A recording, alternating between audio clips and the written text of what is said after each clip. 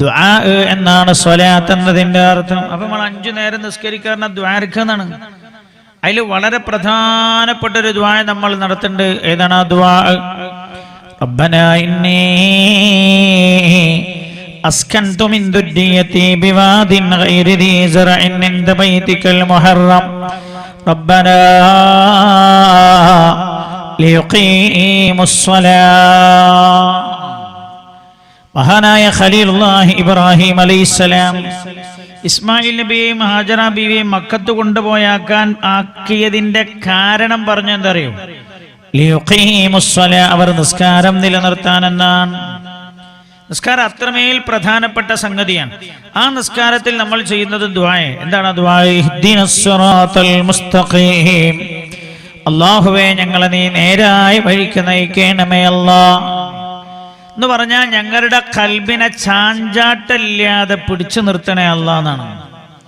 ഖലബ, കൽബിന്റെ സ്ഥിതി അങ്ങനെയാണ്. ഖൽബ്, ഹൃദയം എന്ന് നമ്മൾ പറയാറുണ്ട്. അറബിയിൽ അതിന് ഖൽബ് എന്നാ പറയാ. ഖലബ എന്ന് പറഞ്ഞാൽ ഇങ്ങനെ മറിയാന്നാണ്. ഖലബ മറിഞ്ഞു തിരിയ എന്നാണ്. തിരിഞ്ഞു മറിയ, അങ്ങനെ മറിഞ്ഞുകൊണ്ടിരിക്കും. ഖലബ അതല്ലേ ഇൻഖിലാബ്. നിങ്ങൾ കേട്ടില്ലേ? നിങ്ങളെ നാട്ടിൽ കണ്ണൂരൊക്കെ എപ്പോഴും കേൾക്കണല്ലോ ഇൻഖിലാബ്. നമ്മളെ നാട്ടിൽ കുറവാ. ഇൻഖിലാബ് സിന്ദാബ്, ഇൻഖിലാബ് എന്നല്ലേ ഇൻഖിലാബ്. അറബിയിൽ അങ്ങനെ പറയാ. ഇൻഖിലാബ് സിന്ദാബാദ്, മാറ്റം വരട്ടെ എന്നാണ്. ഖലബ എന്ന് പറഞ്ഞാൽ മറിഞ്ഞു എന്നാണ്. മൊമലജി, ഇന്ന് രാവിലെ ഒരു കാര്യത്തിൽ നിങ്ങൾ ചിന്തിച്ചതുപോലെ തന്നെയാണോ ഒപ്പം ചിന്തിക്കണേ? നിങ്ങൾ മിണ്ടുന്നില്ല. നിങ്ങൾക്ക് ചിലപ്പോൾ നിങ്ങൾക്ക് തോന്നിയിട്ടുണ്ടാവും എന്നറിയില്ല. ചില ആളുകൾ പറയാറുണ്ട്, ഞാൻ വീടെടുത്തത് ശരിയായില്ല, അന്ന് ഞാൻ ചിന്തിച്ചത് തെറ്റായി പോയി. വേറെ ചില ആളുകൾ പറയാറുണ്ട്, ഞാൻ ആ 2ാമത്തെ പുതിയ ആപ്പിൾ എടുത്തത് ശരിയായില്ല, എടുത്തപ്പോൾ മൂപ്പർക്ക് തോന്നി അതാണ് ശരിയെന്നാ, പിന്നെ തോന്നുന്നത് ശരിയല്ല. ഖലബ, അതാണ് ഖൽബിന്റെ സ്വഭാവം. അതുകൊണ്ട് തന്നെ ഏത് സമയത്തും ഹിദായത്ത് തെറ്റിപ്പോകാൻ സാധ്യതയുണ്ട്. അല്ലാഹു കാക്കട്ടെ, അല്ലാഹു കാക്കട്ടെ. അല്ലാഹുവേ നീ രക്ഷപ്പെടുത്തണേ അല്ലാഹ്. അങ്ങനൊരു സമയപ്പം തട്ടം ധരിക്കരുത്, തട്ടമിടാൻ പാടില്ല. അങ്ങനൊരു പ്രഖ്യാപനം വന്നപ്പോഴേ നമ്മളെ ചില കുട്ടികൾ എന്നെ ചോദിക്കാൻ, എന്താ തട്ടിട്ടില്ലെങ്കിൽ ഇപ്പം എന്താ പ്രശ്നം? ഖലബ, അതുവരെ മനസ്സിൽ വരാത്തൊരു ചിന്ത അപ്പൊ വരികയാണ്. അതാ പറയുന്നതിനോട് യോജിച്ചു വരാൻ ഖൽബാണ്. ഖലബ, ഖൽബ് ഇങ്ങനെ തിരിഞ്ഞു മറിഞ്ഞുകൊണ്ടിരിക്കും. അല്ലേ? ഇന്നലെ അർദ്ധരാത്രി എന്ന് പറഞ്ഞാൽ വഅളു കഴിഞ്ഞു വന്നതിന് ശേഷം ഒരു 12 മണിക്ക് എൻ്റെ അടുത്തൊരു കുടുംബം വന്നിട്ടുണ്ട്. എന്താ പ്രശ്നം? നല്ല മോനാ, തഹജ്ജുദൊക്കെ നിസ്കരിക്കുന്ന പൊന്നുമോനായിരുന്നു. പക്ഷേ ഇപ്പോൾ ഒരു പെണ്ണുമായി പ്രേമത്തിലാണ്. അല്ലാഹു തആല ഹിദായത്ത് എങ്ങനെ എടുത്തു കളയെന്ന് പറയാൻ പറ്റൂല. അതുകൊണ്ട് 5 നേരവും അല്ലാഹുവിനോട് ദുആ ചെയ്യും. ഖൽബ് ഇങ്ങനെ മറിഞ്ഞുകൊണ്ടിരിക്കും പെട്ടെന്ന്. അല്ലേ? രാവിലെ ഭാര്യനോടില്ല മൈനാജി, രാവിലെ ഭാര്യനോട് ഭയങ്കര സ്നേഹമാണെങ്കിൽ വൈകുന്നേരം ഒരു ചെറിയ കുശുമ്പ്. ഖൽബ് അങ്ങനെയാണ്. ഖലബ, ഇതിങ്ങനെ മാറും. രാവിലെ തോന്നും ആ സ്ഥലം വിറ്റാ തിരക്കില്ല, വൈകുന്നേരം തോന്നും ഇപ്പൊ വിൽക്കണ്ട, എയർപോർട്ട് വികസനം വരികയാണ്, ഇനിയും നമ്മളെ നാട്ടിൽ ചിലപ്പോൾ ഹജ്ജ് ടെർമിനലൊക്കെ വരാൻ സാധ്യത ഉണ്ട്, പിന്നെ കൊടുക്കണം. ഖൽബ് അങ്ങനെ. അതുകൊണ്ടാണ് ഇഹ്ദിനസ് സിറാത്തൽ മുസ്തഖീം, അല്ലാഹുവേ ഖൽബിനെ നീ ഉറപ്പിച്ചു നിർത്തി തരണേ എന്ന് ദുആ ചെയ്യുന്ന നിസ്കാരം ദുആയാണ്. നിസ്കാരം ദുആയാ. അല്ലാഹുവിന്റെ ഹബീബ് പറഞ്ഞത് അദ്ദുആഉ മുഖുൽ ഇബാദ, ഇബാദത്തുകളുടെ ബ്രെയിനാണ് ദുആ എന്ന് നബിയുനാ റസൂലുള്ളാഹി സ്വല്ലല്ലാഹു അലൈഹി വസല്ലം. ഇബാദത്തുകളുടെ തലച്ചോറാണ്.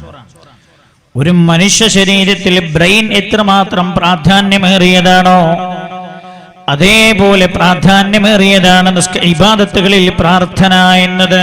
നിസ്കാരം അതാണ്, നിസ്കാരം ദുആയാണ്, പ്രാർത്ഥനയാണ്. അതേപോലെ ഹജ്ജ് ദുആയാണ്.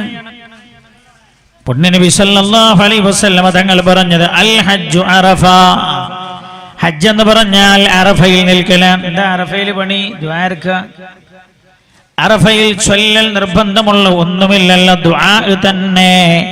പുണ്യനബി തങ്ങൾ പറഞ്ഞത് അറഫയിൽ വെച്ചൊരാൾ എന്തു കാര്യത്തിന് ദുആ ചെയ്താലും അതിന് അല്ലാഹു ഉത്തരം കൊടുത്തിട്ടില്ല എന്ന് വിശ്വസിക്കലാണ് ഏറ്റവും വലിയ തെറ്റെന്ന്. ഹജ്ജ് ദുആയാണ്. ഹജ്ജിൽ നമ്മൾ ചൊല്ലണ എല്ലാ സ്ഥലത്തിന്റെയും പ്രത്യേകത എന്താ പറഞ്ഞ്? ദുആക്ക് ഉത്തരം കിട്ടുന്ന സ്ഥലം എന്നാണ് അല്ലേ? ഹജ്ജൽ വസ്തു ദുആക്ക് ഉത്തരം കിട്ടുന്ന സ്ഥലം, സംസം കിണർ ദുആക്ക് ഉത്തരം കിട്ടുന്ന സ്ഥലം, റുക്നുൽ യമാനി ദുആക്ക് ഉത്തരം കിട്ടുന്ന സ്ഥലം, തവാഫ് ദുആക്ക് ഉത്തരമുള്ള സമയം, സഫാ ദുആക്ക് ഉത്തരമുള്ള സ്ഥലം, മർവ ദുആക്ക് ഉത്തരമുള്ള സ്ഥലം, സഈ ദുആക്ക് ഉത്തരമുള്ള സമയം, മിന ദുആക്ക് ഉത്തരമുള്ള സ്ഥലം, ജംറത്തുൽ ഊലയും മുസ്തയും ദുആക്ക്. ഹജ്ജിൽ നമ്മൾ എവിടൊക്കെ പോകണോ അവിടൊക്കെ പറഞ്ഞ ദുആക്ക് ഉത്തരമുണ്ട്. അതിന്റെ അർത്ഥം എന്താ? ദ്വാരനൂളി ദുആ ചെയ്തോളൂ. ഇബാദത്തുകാരുടെ മുഖാണ്, ഇബാദത്തുകാരുടെ ബ്രെയിനാണ് ദുആ എന്ന് നബിയുനാ റസൂലുള്ളാഹ് നബിയുനാ മുഹമ്മദ് മുസ്തഫ സല്ലല്ലാഹു അലൈഹി വസല്ലം. എല്ലാം അങ്ങനെ. മശ്അറുൽ ഹറാം, മുസ്ദലിഫ ദുആക്ക് ഉത്തരമുള്ള സ്ഥലമാണ്. ഒക്കെ എങ്ങനെയാ? ഇപ്പൊ ഹജ്ജ് പ്രധാനമായും ദുആ തന്നെയാ. നിസ്കാരം ദുആയാ, റമളാനും ദുആ തന്നെയാണ്. റമളാനും ദുആ. ഞാൻ എന്തിനാ പറഞ്ഞത്? വളരെ സാന്ദർഭികമായൊരു പരിപാടി ഞങ്ങൾ ഇവിടെ സംഘടിപ്പിച്ചത്. വളരെ സാന്ദർഭികം എന്ന് പറഞ്ഞാൽ ദുആ ചെയ്തുകൊണ്ട് റമളാനിലേക്ക് നമ്മൾ പ്രവേശിക്കാൻ ഒരുങ്ങുകയാ. റമളാൻ മുഴുവനും ദുആ തന്നെ. ജീവിതത്തിൽ ദുആ ഉണ്ടാവണം, എപ്പോഴും ഉണ്ടാവണം, എല്ലാ സമയത്തും ഉണ്ടാകണോ ദുആ. അല്ലാഹുവിനോടുള്ള പ്രാർത്ഥന എന്നൊക്കെ ഇസ്ലാമുണ്ട്. فإنه لن يهلك مع الدعاء أحد.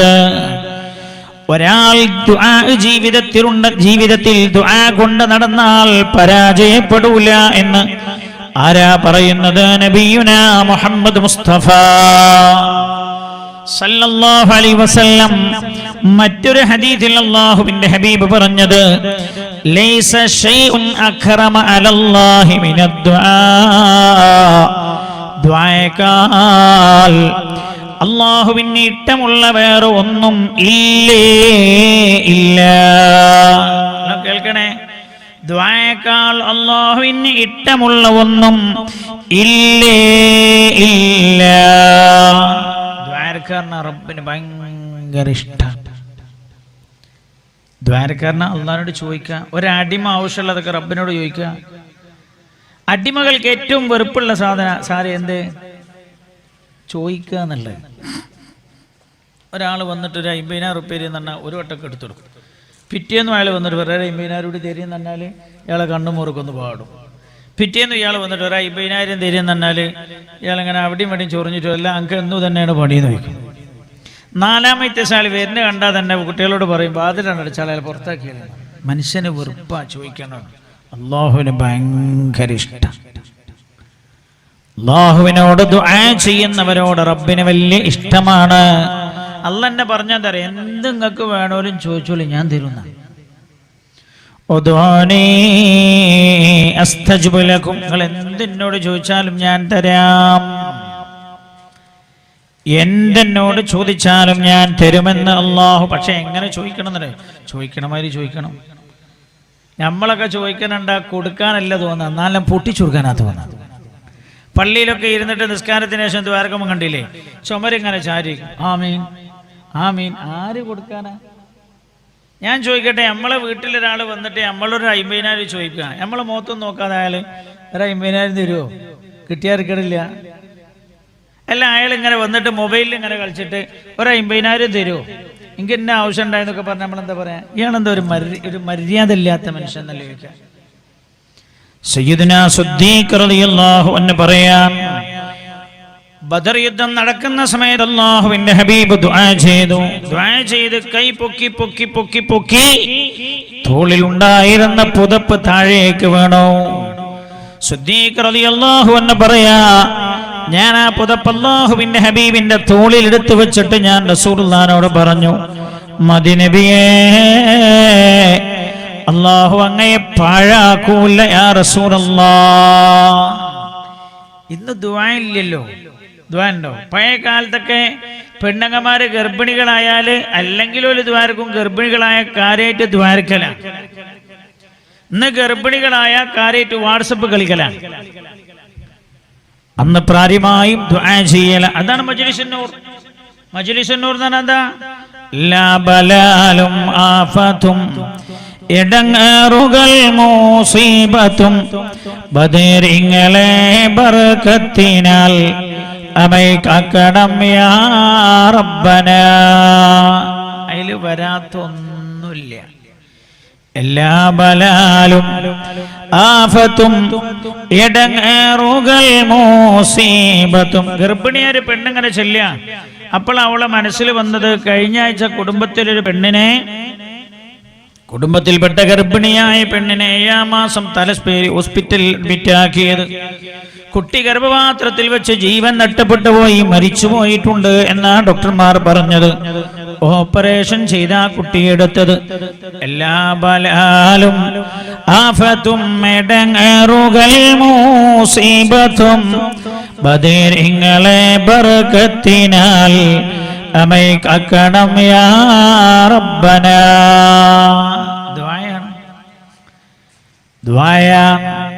ഗൾഫിക്ക് പോണ സമയത്ത് ചൊല്ലും, എന്താ? ഫ്ലൈറ്റ് അപകടത്തിൽ പെട്ടുപോകാതിരിക്കാൻ, യാത്രയിൽ അപകടങ്ങളില്ലാതിരിക്കാൻ ഒക്കെ പെട്ടിട്ടുണ്ട്. ദുആ, അല്ലാഹുവിനോടാകമഴിഞ്ഞുള്ള പ്രാർത്ഥന അല്ലാഹുവിന് വലിയ ഇഷ്ടമാണ്. അല്ലാഹു തആല കാര്യങ്ങളൊക്കെ സാധിപ്പിച്ചു തരും.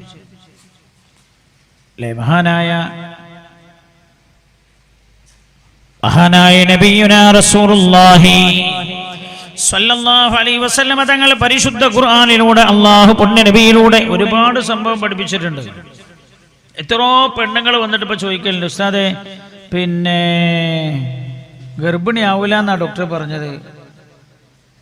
ഗർഭിണിയാവൂല എന്നാ ഡോക്ടർ പറഞ്ഞത്. ഇനി ഗർഭിണിയാകണമെങ്കിൽ ബീജമെടുത്ത് അണ്ടവുമായി സങ്കലിപ്പിച്ച് ഗർഭപാത്രത്തിലേക്ക് നിക്ഷേപിക്കണം എന്ന്. ആരുടെ അണ്ടോ, ആരുടെ ബീജം, ആരുടെ ബീജാന്നറിയില്ല. ഹറാമാപങ്ങളെ അന്യപുരുഷൻ. അല്ലാഹു തആല വിശുദ്ധ ഖുർആനിൽ മക്കളില്ലാത്ത 3 ചരിത്രം അല്ലാഹു പറഞ്ഞു തന്നിട്ടുണ്ട്. 3 കുടുംബത്തിന് ഞാൻ മക്കളെ കൊടുത്തു എന്നല്ല പറഞ്ഞത്, ദ്വാരന്നപ്പോ കൊടുത്തു എന്നാണ്. നമ്മൾ ഒരിക്കലെങ്കിലും പടച്ചവനോട് കയ്യുചി ചോദിച്ചു നോക്കണ്ടേ? അർഹമുർറാഹിമീനായ റബ്ബിനോട് കൈപൊക്കിയിട്ട് ചോദിച്ചെങ്കിലല്ലേ. 3 ചരിത്ര സംഭവങ്ങൾ അല്ലാഹു പറഞ്ഞപ്പോൾ 3ഉം അല്ലാഹു പറഞ്ഞത് ദുആ ചെയ്തപ്പോൾ ഞാൻ കൊടുത്തുവെന്നാണ്. അങ്ങനെ അല്ലാഹു പറഞ്ഞത്. ഹന്നത്ത് ബീവിന്റെ സംഭവം പറയണ്ട, ഇബ്രാഹിം നബിന്റെ സംഭവം പറയണ്ട. ഇബ്രാഹിം നബിക്ക് കുട്ടികളുണ്ടായത് 86ാമത്തെ വയസ്സിൽ. എത്ര മുഹമ്മദ് 86ാമത്തെ വയസ്സിൽ ഇബ്രാഹിം നബിക്ക് കുട്ടികളുണ്ടായത്.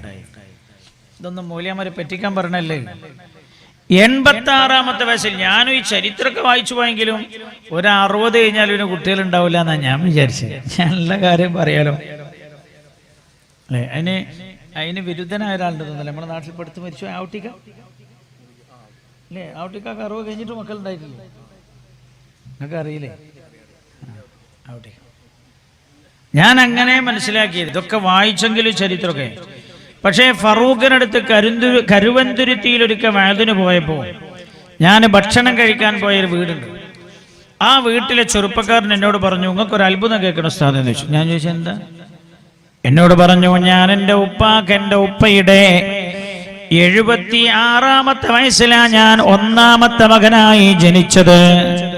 വാപ്പന്റെ 76ാമത്തെ വയസ്സ്. അതൊരു വേപ്പ കുട്ടികളുണ്ടായില്ല. 76ാമത്തെ വയസ്സിലാണ് ഞാൻ കുട്ടിയായിട്ട് ജനിച്ചത്. 80 ആ കുട്ടി ഇപ്പോഴും ഉണ്ട്. നിങ്ങൾ പോരാണെങ്കിൽ അങ്ങോട്ടുള്ള ചെലവ് ഞാൻ എടുത്തോളാം, അങ്ങോട്ടുള്ള അങ്ങോട്ട് എടുക്കേണ്ടി വരും. 80ാമത്തെ വയസ്സിൽ ഇയാൾ പറയാൻ എനിക്കൊരു പെങ്ങളും ഉണ്ടായി. 78ാമത്തെ വയസ്സിൽ ഉപ്പാക്ക് ഒരു മകൾ ജനിച്ചു, എന്റെ പെങ്ങളായി. 80ാമത്തെ വയസ്സിൽ വാപ്പ മരിച്ചുപോയി. 80ാമത്തെ വയസ്സിൽ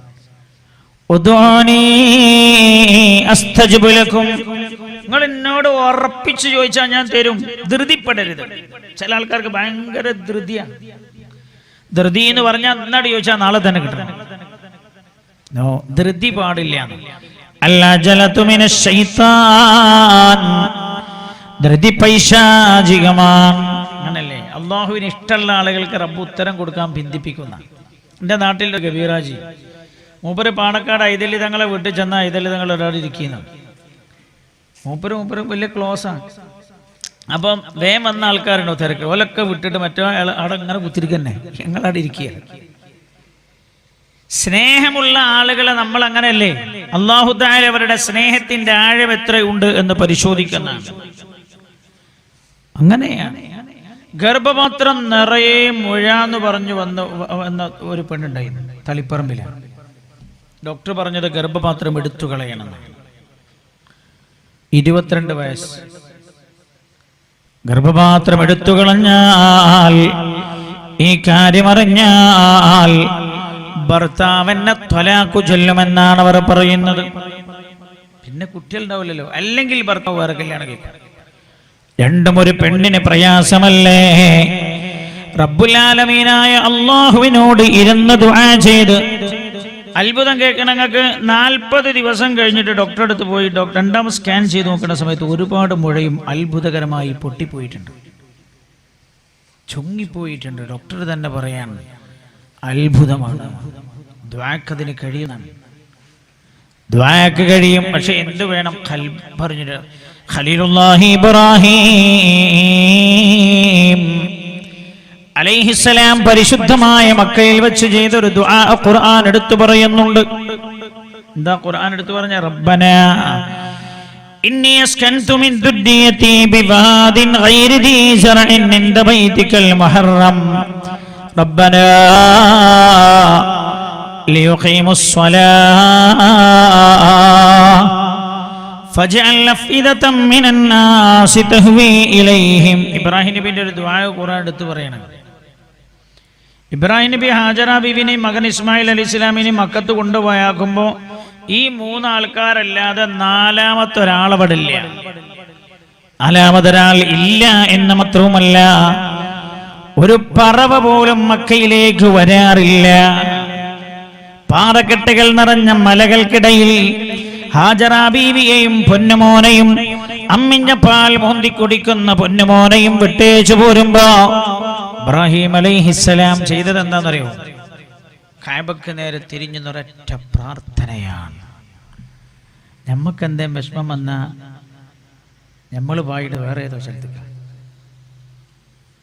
ദുആ. അല്ലാഹുവിന് അതാണ് വിശ്വാസിയുടെ ഏറ്റവും വലിയ അടയാളത.